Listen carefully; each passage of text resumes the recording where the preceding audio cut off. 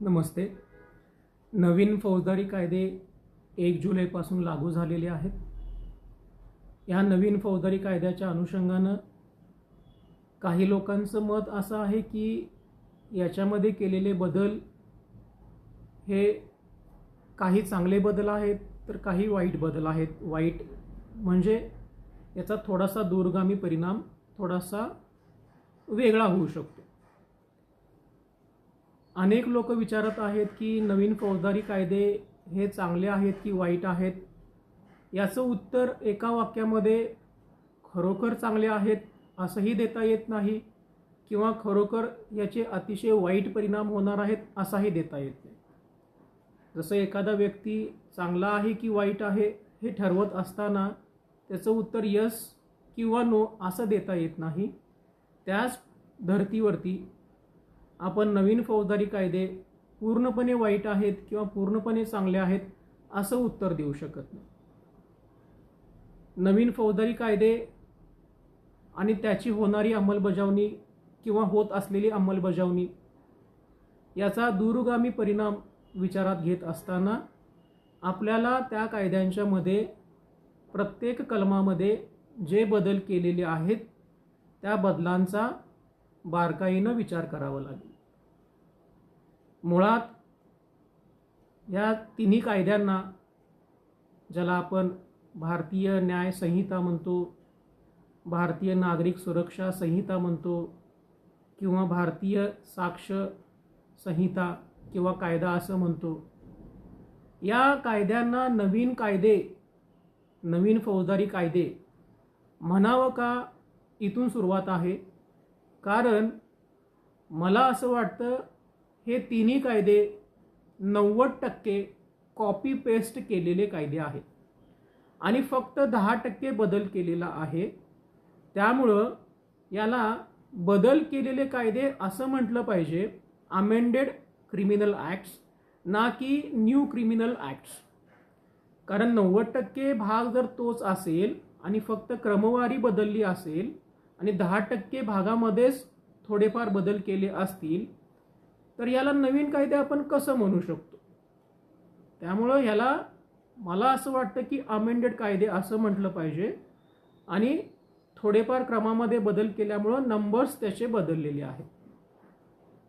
नेमके काय बदल केलेले आहेत ते 10-15% जे काही बदल केलेले आहेत ते काय बदल केलेले आहेत ते आपल्याला प्रत्येक कलमामध्ये जे जे बदल केलेले आहेत, जे काही वाढवलेलं आहे, जे काही कमी केलेलं आहे, ज्याच्यामध्ये काय बदल केलेले आहेत हे बघून आपल्याला ठरवावं लागेल.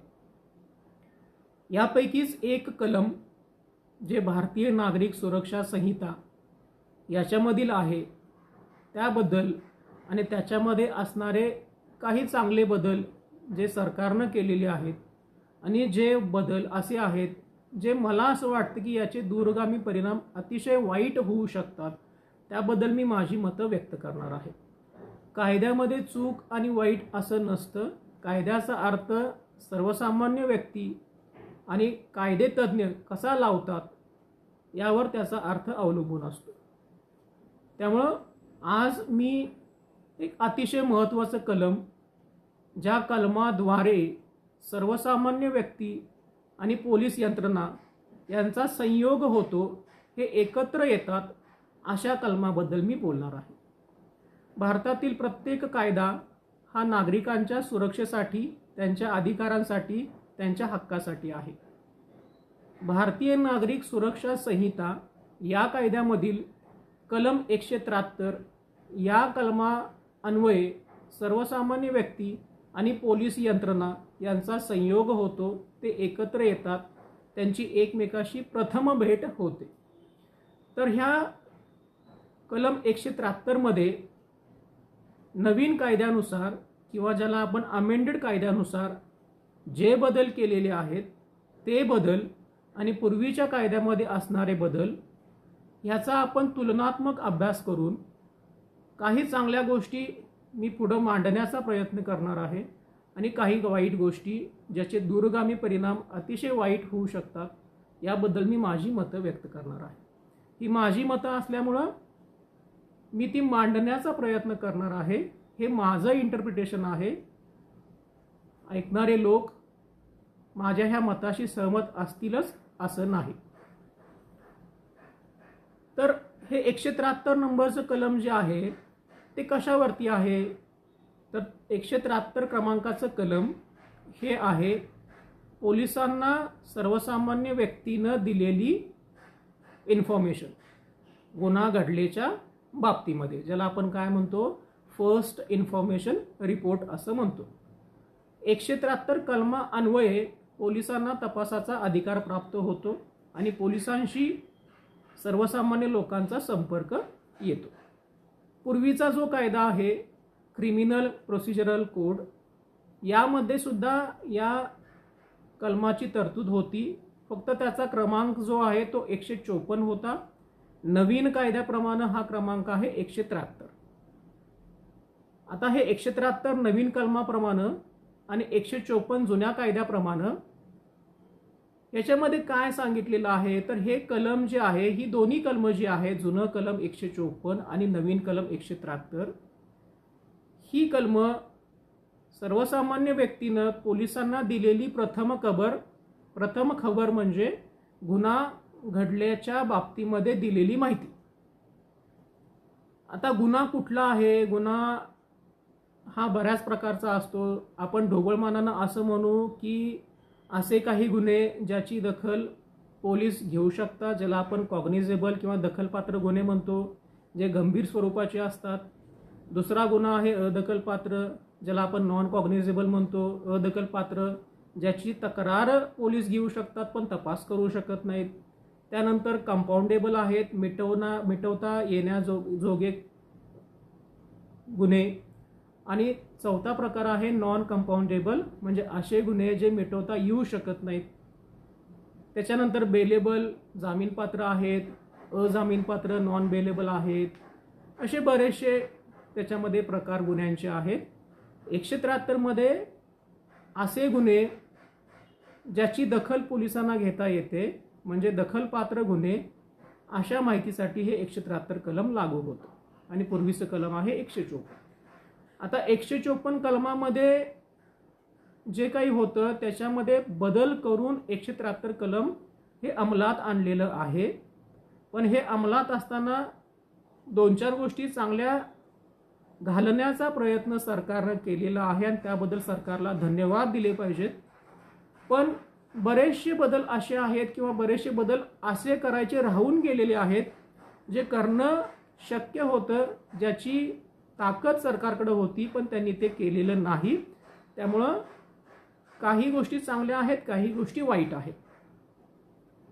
154 जे दखलपात्र गुन्ह्याच्या बाबतीमध्ये जुनं कलम होतं, त्याच्यामध्ये जी गोष्ट नव्हती ती गोष्ट त्यांनी 173 उपकलम 1 मध्ये घालण्याचा प्रयत्न केलेला आहे.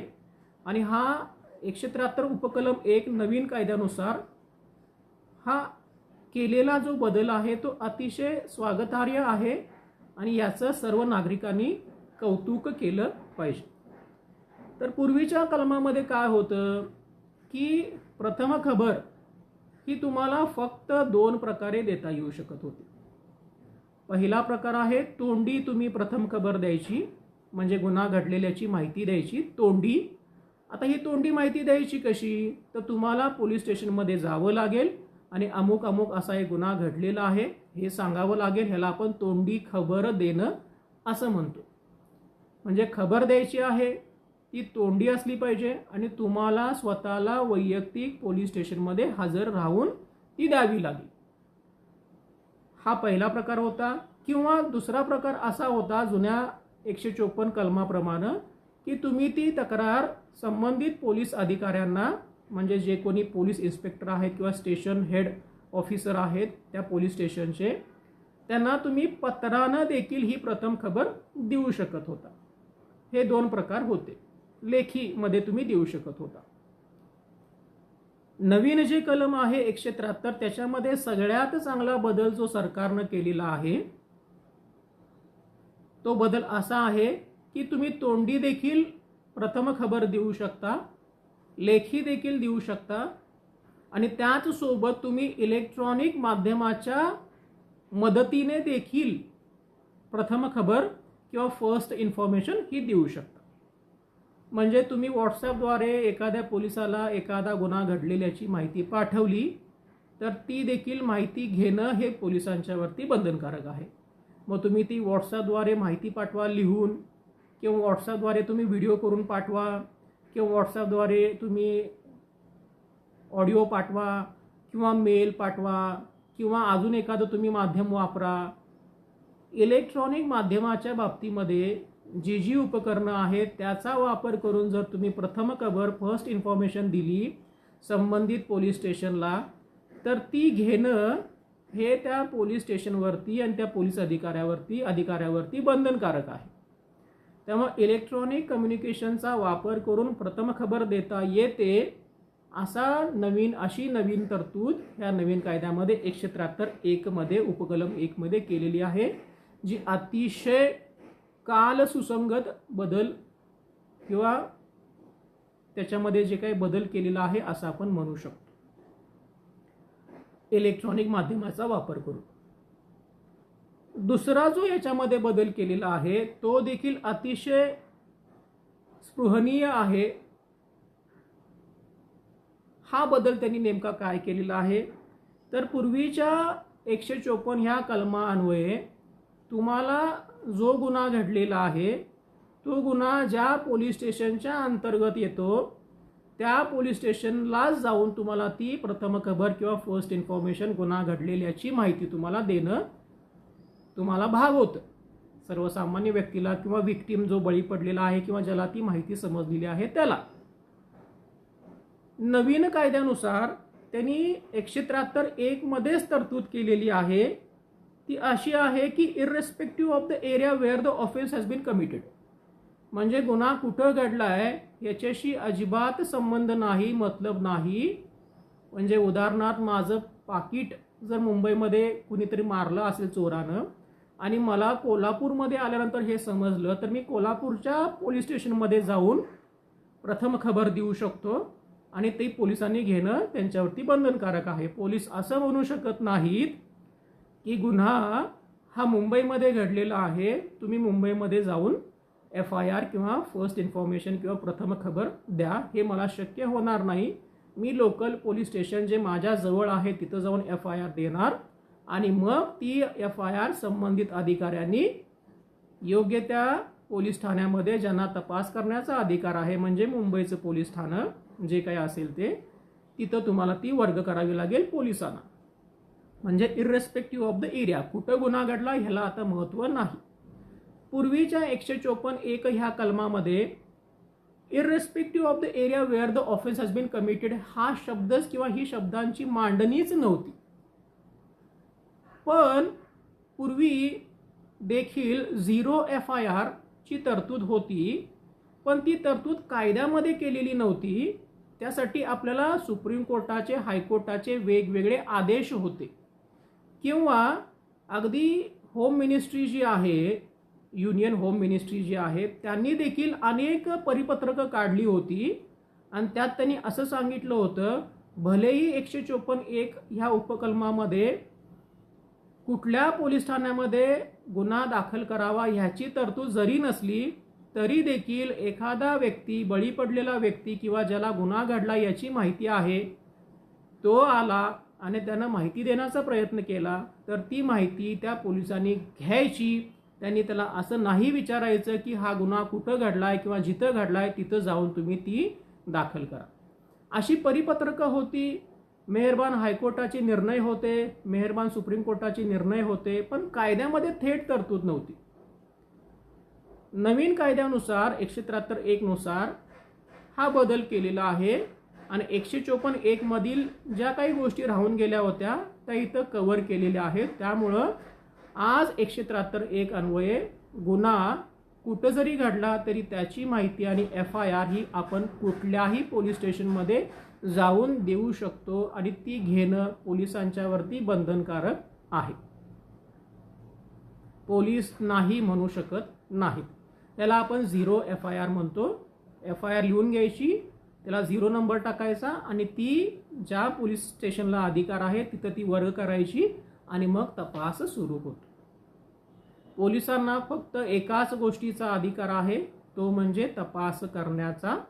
यालाच आपण अन्वेषण करणं असं म्हणू शकतो, किंवा सर्वसामान्य लोकांच्या भाषेमध्ये पुरावे गोळा करणं असं म्हणू शकतो, इन्व्हेस्टिगेशन.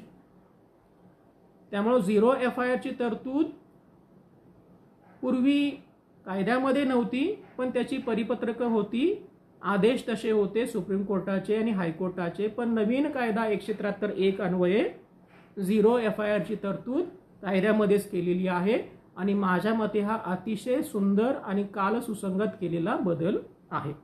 म्हणजे 2 गोष्टींसाठी सरकारचं आणि ह्या नवीन कलमाचं आपण स्वागत केलं पाहिजे.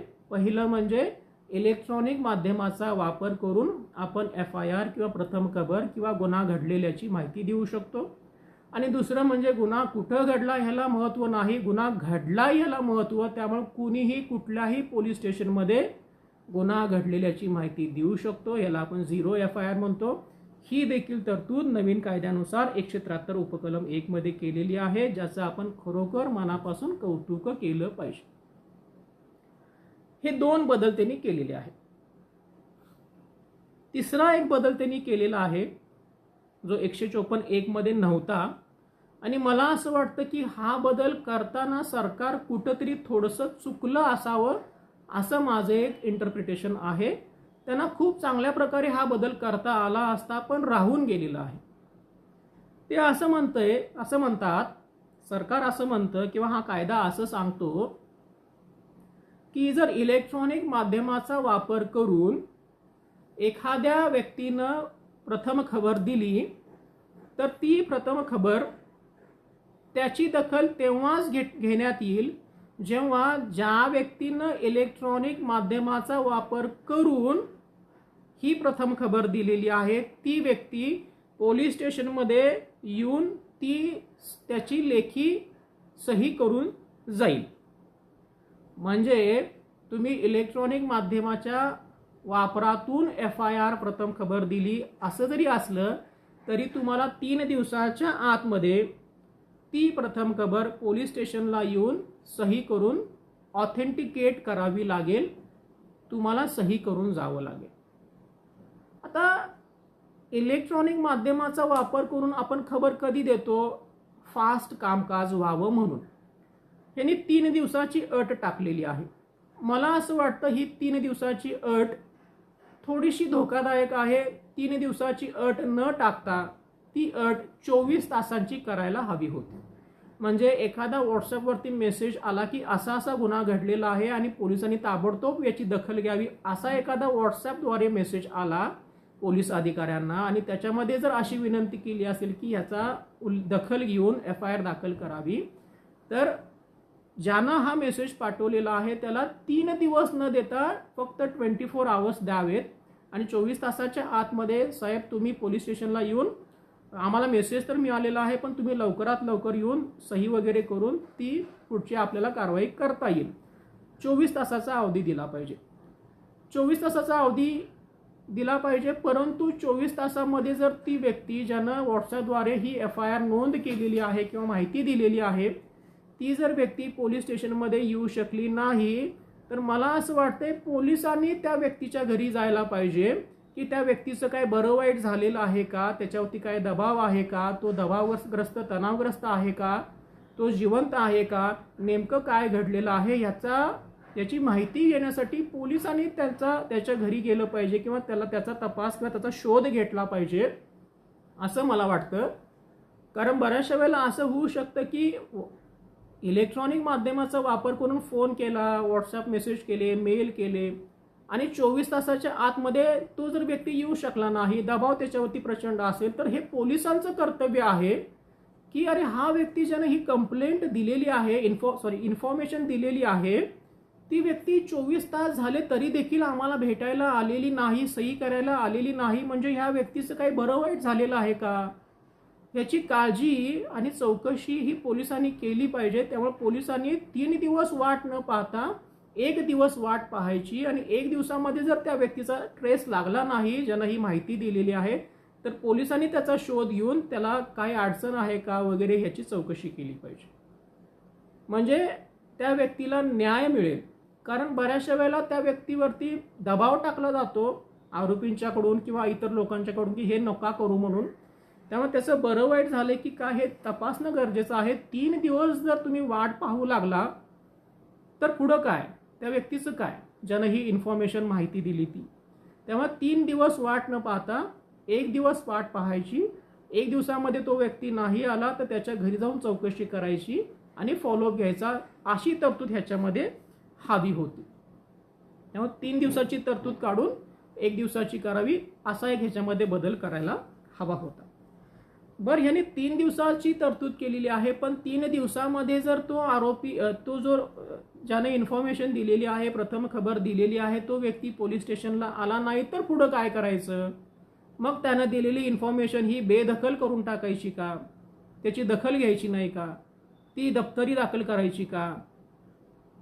ती संपवून टाकायची का? ह्याचा उल्लेखच नाही.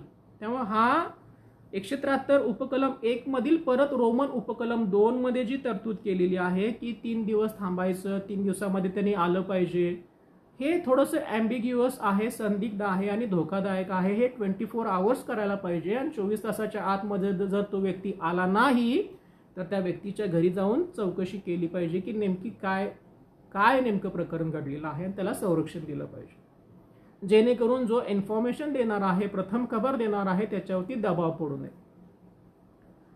त्यानंतर अजून एक बदल जो आहे तो करणं फार गरजेचं होतं, तो करायचं राहून गेलेला आहे असं मला वाटतं. इलेक्ट्रॉनिक माध्यमाचा वापर करून FIR प्रथम खबर देता येते, कौतुकास्पद आहे. ज्युरिस्डिक्शन अधिकार क्षेत्र ह्याचा विचार करू नका, गुन्हा कुठेही घडू दे, FIR कुठेही दाखल करता येऊ शकते. ही तरतूद कायद्यामध्ये केलेली आहे, अतिशय कौतुकास्पद आहे. परंतु ही प्रथम खबर देताना ही प्रथम खबर फक्त आणि फक्त त्या पोलीस ठाण्याचा जो प्रमुख अधिकारी आहे त्यालाच ही इन्फॉर्मेशन, ही माहिती, ही प्रथम खबर गुन्हा घडल्याची ही द्यायला पाहिजे, अशी देखील तरतूद 173(1) मध्ये आहे, जी मला असं वाटतं चुकीची आहे किंवा ह्याच्यामध्ये बदल झाला पाहिजे. गुन्हा घडलेला आहे, प्रथम खबर द्यायला एखादा व्यक्ती आलेला आहे, मग त्या व्यक्तीला आमच्या ठाण्यामधील प्रमुख पोलीस अधिकारी, ज्याला आपण स्टेशन हेड ऑफिसर म्हणू शकतो किंवा पोलीस इन्स्पेक्टर म्हणू शकतो, ते उपस्थित नाहीत. त्यामुळे तुम्ही नंतर या किंवा उद्या या असं सांगून जर तुम्ही त्या प्रथम खबर देणाऱ्या व्यक्तीला परत पाठवलं आणि सांगितलं की आम्हाला ही प्रथम खबर घेण्याचा अधिकार नाही, कारण आमचे वरिष्ठ प्रथम अधिकारी जे आहेत, स्टेशन हेड ऑफिसर जे आहेत ते बाहेर गेलेले आहेत, आणि त्या व्यक्तीला जर आपण परत पाठवलं जी प्रथम खबर द्यायला आलेली आहे, तर ते कायद्याला धरून होणार नाही. त्यामुळे इथं जो शब्दांचा वापर केलेला आहे की the first information has to be given to the officer in charge of the police station, ह्याच्यामध्ये बदल केला पाहिजे. तो बदल असा असला पाहिजे की the information may be given orally or by electronic communication to an officer in charge of a police स्टेशनच्या ऐवजी to any police employee, to any police officer असं करायला पाहिजे. प्रथम खबर देण्यासाठी आलेला व्यक्ती, त्यानं ती प्रथम खबर तिथं उपस्थित असणाऱ्या कुठल्याही व्यक्तीला, जो पोलीस अधिकारी आहे किंवा पोलीस कर्मचारी आहे, त्याला दिली तर त्याची दखल ही घेतली पाहिजे, ती लिहून घेतली पाहिजे आणि त्या व्यक्तीला न्याय दिला पाहिजे. आणि नंतर तो पोलीस कर्मचारी त्याच्या वरच्या वरिष्ठ अधिकाऱ्याला, ज्याला आपण स्टेशन हेड ऑफिसर म्हणू शकतो किंवा PI ऑफिसर म्हणू शकतो, याच्याशी चर्चा करून पुढची ॲक्शन घेऊ शकतो, पुढची कारवाई करू शकतो. पण त्याला केवळ आमचे वरिष्ठ नाहीत म्हणून परत पाठवणं हे योग्य ठरणार नाही. आणि तसंही एखादा वरिष्ठ पोलीस ठाण्यामध्ये नसेल तर तो आपला चार्ज जो आहे, अधिकार जो आहे, तो दुसऱ्या अधिकाऱ्याला तात्पुरता देऊन जात असतो. पण प्रत्यक्षामध्ये असं होत नाही. साहेब नाहीत, तुम्ही नंतर या, उद्या या असं सांगितलं जातं आणि त्याला हेलपाटे मारावे लागतात आणि यातून तो कंटाळून FIR किंवा प्रथम खबर किंवा प्रथम माहिती गुन्हा घडल्याच्या बाबतीतली ते देण्याचं तो टाळत असतो. त्यामुळे इथं प्रथम खबर ही it may be given to any police employee असा बदल हवा होता, जो केलेला नाही. त्यानंतर पुढचा जो बदल आहे किंवा हा बदल म्हणता येणार नाही किंवा अशा प्रकारची तरतूद पूर्वीच्या कायद्यामध्ये देखील होती, 154(1) मध्ये होती, पण 173 मध्ये थोडासा बदल आपल्याला करता आला असता आणि 154(1) मधल्या किंवा 154 मधल्या ज्या काही तरतुदी आहेत, ज्या राहून गेल्या होत्या, ज्या थोड्याशा कमकुवत होत्या, त्याच्यामध्ये बदल करता आले असते. तो बदल असा होता की जर लैंगिक अत्याचार घडलेली एखादी महिला असेल किंवा एखादी व्यक्ती असेल जिच्यावरती लैंगिक अत्याचार घडलेले आहेत आणि तिला मानसिक किंवा शारीरिकदृष्ट्या अतिप्रचंड त्रास झालेला आहे आणि ती डिसेबल्ड झालेली आहे, कमकुवत झालेली आहे, हँडिकॅप्ड झालेली आहे, तिला त्रास अतिप्रचंड झालेला आहे, डिसेबल्ड हा शब्द वापरलेला आहे. तर अशा वेळेला ती जर व्यक्ती फर्स्ट इन्फॉर्मेशन, प्रथम खबर गुन्हा घडल्याच्या बाबतीतली तिला जर ती खबर द्यायची असेल, त्या व्यक्तीला जर ती खबर द्यायची असेल, तर तो तिथला जो काही पोलीस अधिकारी आहे तो त्यानं त्या व्यक्तीच्या घरी जाऊन ती प्रथम खबर नोंदवली पाहिजे. म्हणजे तुम्हीच पोलीस स्टेशनला या असं बंधन पोलीस त्यांच्यावरती घालू शकत नाहीत. असं पूर्वीचं कलम होतं आणि असंच आत्ताचं पण कलम आहे की जर लैंगिक अत्याचाराची घटना घडली असेल तर ती व्यक्ती जी बळी पडलेली आहे तिला पोलीस स्टेशनमध्ये येणं बंधनकारक नाही. पोलीस स्वतः त्यांच्या घरी जाऊन ती FIR किंवा प्रथम खबर नोंदवून घेऊ शकतात, अशी तरतूद आहे. पण याच्यामध्ये काही बदल करणं गरजेचं होतं. याच्यामध्ये काय सांगितलेलं आहे, लैंगिक अत्याचार घडले आणि त्याच्यामधून जर ती व्यक्ती मानसिकदृष्ट्या किंवा शारीरिकदृष्ट्या विकलांग झाली, डिसेबल्ड झाली, तरच, असं न करता ह्याच्यामध्ये बदल असा हवा होता, महिलेवरती अत्याचार झाला, मग तो लैंगिक असू दे किंवा आणि कुठलाही असू दे, बालकांच्यावरती अत्याचार झाला आणि वरिष्ठ नागरिकांच्यावरती अत्याचार झाला, 60 वर्षाच्या वरच्या नागरिकांच्यावरती, तर नागरिक, बालक आणि महिला यांनी पोलीस स्टेशनमध्ये यायची आवश्यकता नाही. त्यांच्या घरी स्वतः पोलीस जातील आणि प्रथम खबर जी आहे ती नोंदवून घेतील. अशा प्रकारची तरतूद करता येणं शक्य होतं, पण नवीन कायद्यानुसार ही तरतूद केलेली नाही आणि पोलिसांनी घरामध्ये येऊन FIR दाखल करावी अशी सुविधा फक्त अत्याचारित व्यक्तीला, ते सुद्धा जर लैंगिक अत्याचार असेल तर, आणि त्यात देखील जर ती डिसेबल्ड किंवा विकलांग झालेली असेल तरच दिलेला आहे. मला असं वाटतं ह्याच्यामध्ये काल सुसंगत बदल करणं शक्य होतं आणि ही संधी सरकारनं घालवलेली आहे आणि हा बदल करणं फार गरजेचं होतं.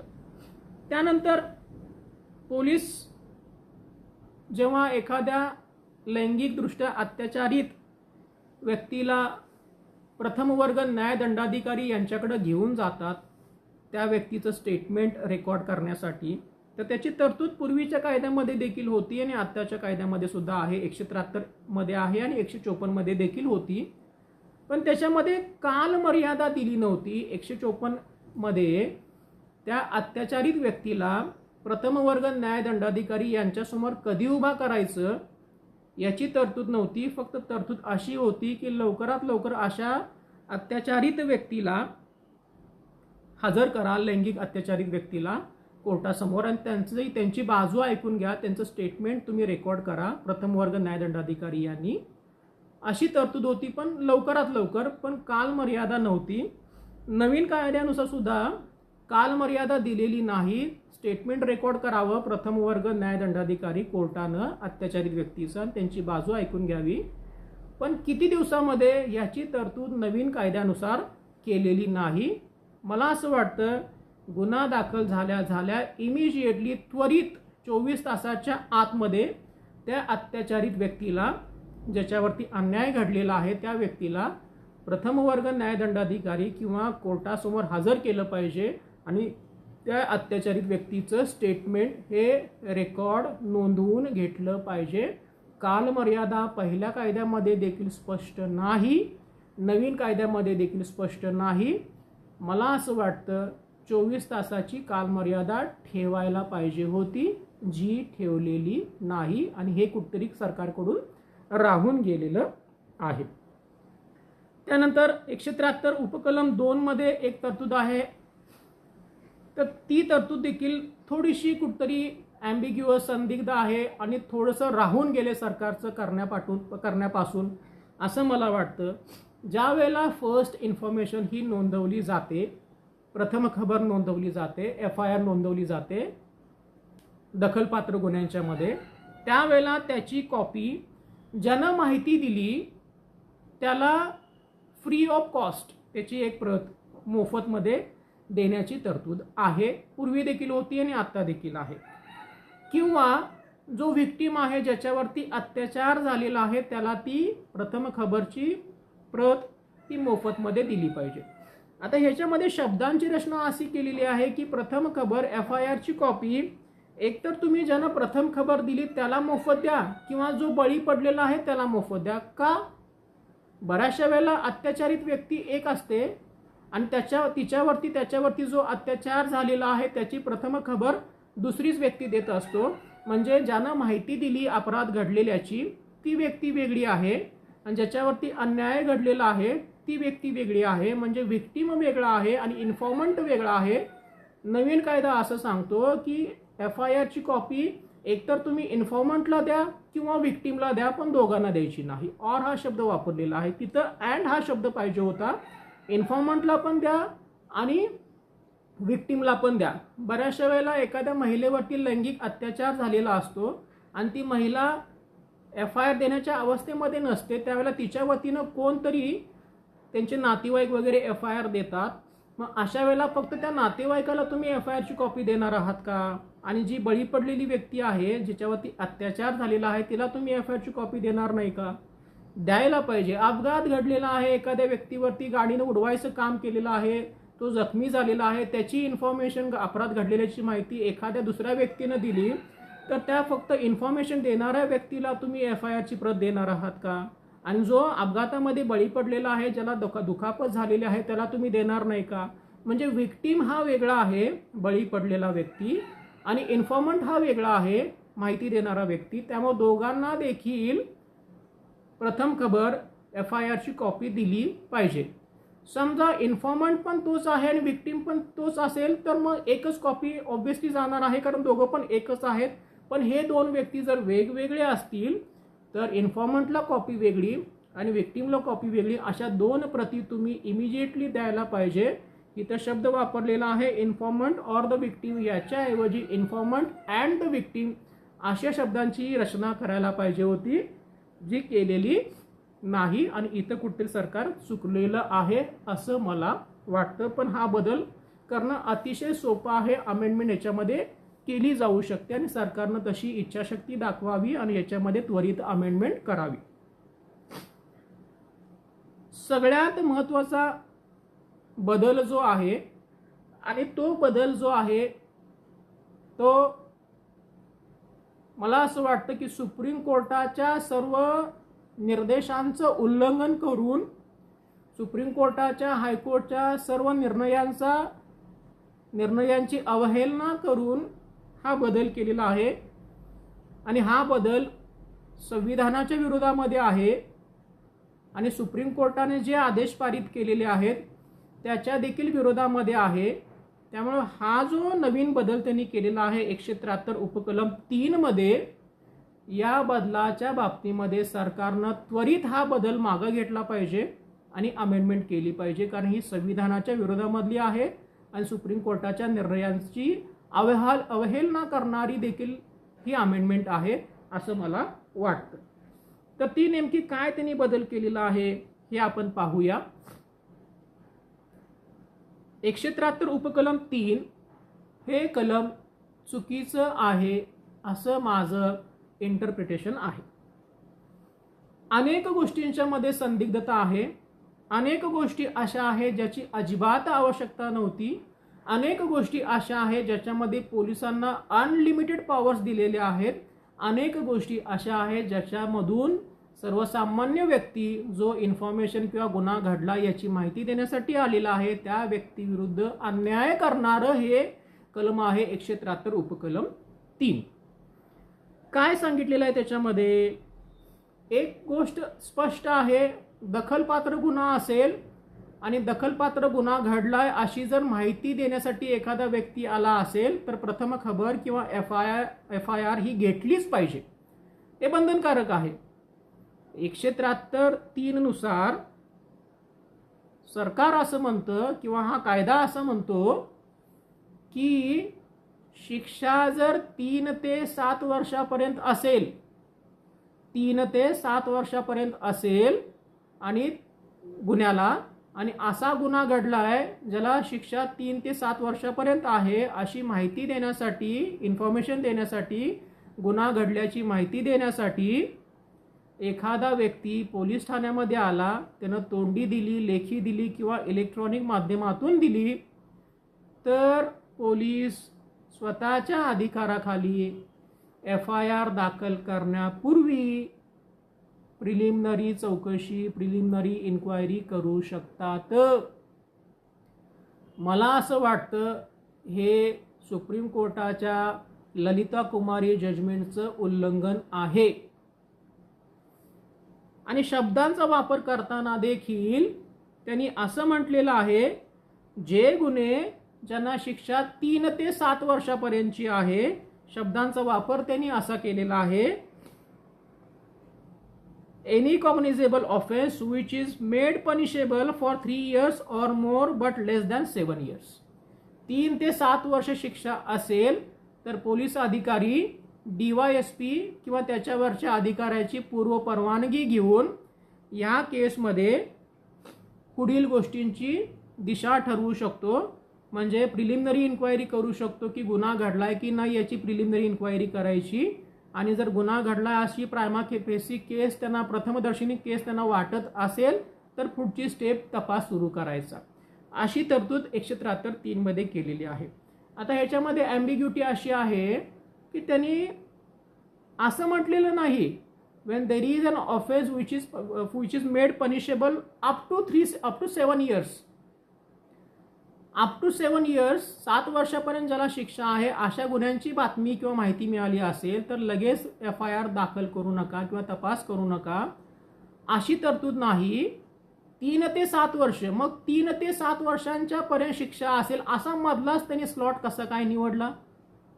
त्यांना अप टू 7 years करता आलं असतं. त्यांनी 3 ते 7 वर्ष केलं, म्हणजे 3 वर्षापर्यंत शिक्षा ज्या गुन्ह्याला आहे त्याला हे कलम लागू नाही का, असा त्याचा अर्थ झाला. जे 7 वर्षाच्या पुढं शिक्षा ज्या गुन्ह्यांना आहे त्याला हे कलम लागू आहे का, नाही लागू, असा त्याचा अर्थ झाला. 3 ते 7 वर्ष शिक्षा असेल तर पोलीस अधिकारी DYSP ची परमिशन घेऊन प्रिलिमिनरी इन्क्वायरी करू शकतो, आणि प्रिलिमिनरी इन्क्वायरीमध्ये थोडीशी सत्यता आढळली तर तपास करू शकतो, एफ.आय.आर. दाखल करून तपास करू शकतो, अशी तरतूद केलेली आहे. माझा प्रश्न असा आहे जो मला पडलेला आहे, 3 ते 7 वर्ष हा मधलाच स्लॉट का निवडला? मग ज्याला शिक्षा 1 महिन्यापासून धरून चाला 3 वर्षापर्यंत आहे, मग त्याला हे कलम लागू होणार नाही का? नाही लागू होणार, कारण तुम्ही अप टू 7 years म्हटलेलंच नाही त्याच्यामध्ये. Up to 3 years to 7 years अशी शब्दांची रचना आहे. त्यामुळे इथं ॲम्बिग्युटी आहे, म्हणजे नेमकं हे कलम कुणाला लागू होतं. दुसरी गोष्ट अशी आहे, ललिता कुमारी जजमेंटमध्ये स्पष्ट सांगितलेलं आहे, दखलपात्र गुन्हा घडलाय अशी माहिती मिळाली असेल मग त्याला शिक्षा कितीही वर्षांची असू दे, 1 महिन्याची असू दे, नाहीतर जन्मठेपीची असू दे, नाहीतर फाशीची असू दे, पोलिसांनी त्वरित एफ.आय.आर. दाखल केली पाहिजे आणि तपास सुरू केला पाहिजे, अशी तरतूद आहे. कायद्यानं, नवीन कायद्यानुसार ललिता कुमारी जजमेंट बायपास करून प्रिलिमिनरी इन्क्वायरीची तरतूद आणलेली आहे. ललिता कुमारी जजमेंटमध्ये काय सांगितलेलं आहे, ठराविक गोष्टींच्या मध्ये, म्हणजे जर ती मेडिकल निग्लिजन्सची केस असेल, डोमेस्टिक व्हायलन्सची केस असेल, कन्झ्युमरची केस असेल, इकॉनॉमिकल ऑफेन्सची केस असेल, ठराविक त्यांनी काही क्रायटेरिया दिलेले आहेत. त्या बाबतीमध्ये जर माहिती मिळाली असेल तर तुम्ही प्रिलिमिनरी इन्क्वायरी करू शकता, पण ती करताना देखील गुन्हा घडलाय की नाही घडलाय, ज्याला आपण काय म्हणतो कमिशन ऑफ ऑफेन्स और नॉन कमिशन ऑफ ऑफेन्स, हे बघायचं नाही. जी माहिती मिळालेली आहे त्या माहितीद्वारे दखलपात्र गुन्हा दिसतोय की अदखलपात्र गुन्हा दिसतोय.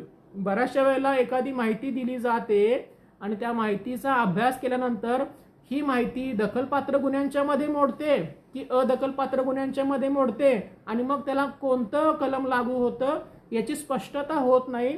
तेवढ्यापुरती तुम्ही प्रिलिमिनरी इन्क्वायरी करायची असते, ना की गुन्हा घडलाय की नाही घडलाय. डिस्क्लोजर ऑफ ऑफेन्स ही संकल्पना वेगळी आहे, कमिशन ऑफ ऑफेन्स ही संकल्पना वेगळी आहे. ललिता कुमारीमध्ये काय सांगितलेलं आहे, गुन्हा घडलाय की नाही घडलाय हे बघायचं नाही, गुन्ह्याचं स्वरूप कॉग्निझेबल आहे की नॉन कॉग्निझेबल आहे एवढ्या बाबतीमध्येच प्रिलिमिनरी इन्क्वायरी लिमिटेड आहे. डिस्क्लोजर ऑफ कॉग्निझेबल ऑफेन्स और नॉन कॉग्निझेबल ऑफेन्स. कमिशन म्हणलं की गुन्हा घडलाय की नाही, आणि गुन्हा घडलाय की नाही हे ठरवायचं असेल तर तुम्हाला इन्व्हेस्टिगेशनच करावं लागतं, त्याच्यामध्ये प्रिलिमिनरी इन्क्वायरीचा स्कोपच नाही. आत्ता नवीन कायद्यानुसार जर 3 ते 7 वर्षापर्यंत शिक्षा आहे अशा गुन्ह्याची माहिती प्रथम खबर मिळाली तर पोलीस अधिकारी DYSPच्या परमिशननुसार 2 गोष्टी करू शकतो. प्रिलिमिनरी इन्क्वायरी करू शकतो आणि केसमध्ये दम आहे का हे तपासू शकतो, आणि जर त्याला वाटलं की प्रिलिमिनरी केस आहे तर तो इन्व्हेस्टिगेशन करू शकतो. म्हणजे प्री इन्व्हेस्टिगेशन आणि पोस्ट इन्व्हेस्टिगेशन अशा 2 टप्प्यामध्ये या कलमाची विभागणी केलेली आहे, जी अत्यंत घातक आहे. याच्यातून पोलीस आपल्या मनानं मर्जीनं एखाद्या गुन्ह्यामध्ये प्रिलिमिनरी इन्क्वायरी करतील, FIR दाखल करणार नाहीत आणि नंतर सांगतील की आम्ही नंतर तपास करू, इन्व्हेस्टिगेशन करू किंवा करणार नाही कारण आम्हाला वाटतं काही घडलेलंच नाही. त्यामुळं प्रायमा फेसी केस आहे की नाही हे पोलिसांना जेव्हा ते तपास सुरू करणार तेव्हा समजू शकतं. यासाठी प्रिलिमिनरी इन्क्वायरीची आवश्यकता नाही. प्रिलिमिनरी इन्क्वायरीची तरतूद करून या सरकारनं या कायद्यामध्ये जी काही अमेंडमेंट केलेली आहे 173 मध्ये ती अयोग्य आहे आणि ललिता कुमारी जजमेंटचं उल्लंघन आहे. कारण प्रिलिमिनरी इन्क्वायरी फक्त आणि फक्त गुन्ह्याचं स्वरूप काय आहे, अदखलपात्र आहे की दखलपात्र आहे एवढंच पाहण्यासाठी त्याचा स्कोप आहे प्रिलिमिनरी इन्क्वायरीचा, ना की प्रायमा फेसी केस आहे की नाही. ललिता कुमारी काय सांगतं, डिस्क्लोजर ऑफ कॉग्निझेबल केस किंवा डिस्क्लोजर ऑफ नॉन कॉग्निझेबल केस. गुन्हा घडलाय तो कसला गुन्हा आहे, त्याला कलम कुठलं लागू होतं, कॉग्निझेबल की नॉन कॉग्निझेबल, एवढ्याच पुरती प्रिलिमिनरी इन्क्वायरी लिमिटेड आहे. पण नवीन कायद्यातील 173 उपकलम 3 मधलं उपकलम 1 यानुसार अशी तरतूद आहे की प्रिलिमिनरी इन्क्वायरी करायची ज्या गुन्ह्यांना 3 ते 7 वर्षापर्यंत शिक्षा आहे, पण ती प्रिलिमिनरी इन्क्वायरी अशी असली पाहिजे की त्या जी माहिती दिलेली आहे त्या माहितीच्या अनुषंगानं खरोखर गुन्हा घडलाय की नाही घडलाय अशी सकृतदर्शनी केस बनते की नाही बनते. म्हणजे काय आहे, म्हणजे हे इन्व्हेस्टिगेशन आहे. ह्याला तुम्ही प्रिलिमिनरी इन्क्वायरी कशी म्हणू शकता? गुन्हा घडलाय की नाही घडलाय प्रायमा फेसी याची चौकशी करणं म्हणजे काय करणं, इन्व्हेस्टिगेशन करणं. मग इन्व्हेस्टिगेशन करण्याचा अधिकार कधी प्राप्त होतो, जर FIR असेल तर.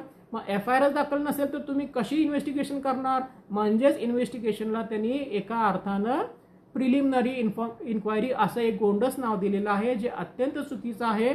याच्यामधून सर्वसामान्य नागरिकांना FIR दाखल करण्यापासून परावृत्त करण्याचं काम देखील केलं जाऊ शकतं. त्यामुळं ही तरतूद चुकीची आहे. त्यामुळं ही कलम 173 उपकलम 3 मधले उपकलम 1 आणि 2 हे नष्ट केलं पाहिजे. त्याच्यामध्ये ताबडतोब अमेंडमेंट केली पाहिजे आणि ते डिलीट केलं पाहिजे. प्रिलिमिनरी इन्क्वायरी नाही, FIR दाखल करा आणि इन्व्हेस्टिगेशन करा. आणि तुम्हाला दिलेली माहिती जर खोटी आहे असं जर तुम्हाला आढळलं, कुणी तर चुकीचं माहिती दिलेली आहे, तर त्या माहिती देणाऱ्या व्यक्तीविरुद्ध पोलिसांना कधीही कारवाई करता येऊ शकते. त्यामुळे प्रिलिमिनरी इन्क्वायरी नाही हे सुप्रीम कोर्टाची अवहेलना आहे. हे केल्यामुळं सर्वसामान्य नागरिकांना FIR दाखल त्यांची करून घेतली जाणार नाही. आधीच FIR दाखल करताना खूप विनंत्या कराव्या लागतात अधिकार असून देखील. त्यामुळे हे कलम कुठतरी काढून टाकलं पाहिजे 173 उपकलम 3 असं मला वाटतं. तर जे काही मी बघितलं 173 कलम आणि 154(1) किंवा 154 त्यामध्ये जे बदल मला आढळले ते मी सांगितलेले आहेत. काही चांगले बदल आहेत, काही वाईट बदल आहेत. ज्या बदलांचा दूरगामी परिणाम होणार आहे त्या बदलांच्या बाबतीमध्ये त्वरित अमेंडमेंट करणं आवश्यक आहे आणि सर्वसामान्य लोकांना जे बेनिफिशरीज आहेत कायद्याचे त्यांना न्याय देणं गरजेचं आहे. आणि हे सरकारच्या अधिकारामध्ये आहे. त्यामुळं ह्या बदलांचा सरकारनं विचार करावा आणि हे बदल करण्यासाठी सर्वसामान्य लोकांनी आणि लीगल फ्रॅटर्निटीनी देखील संघर्ष करावा असं मला वाटतं. धन्यवाद.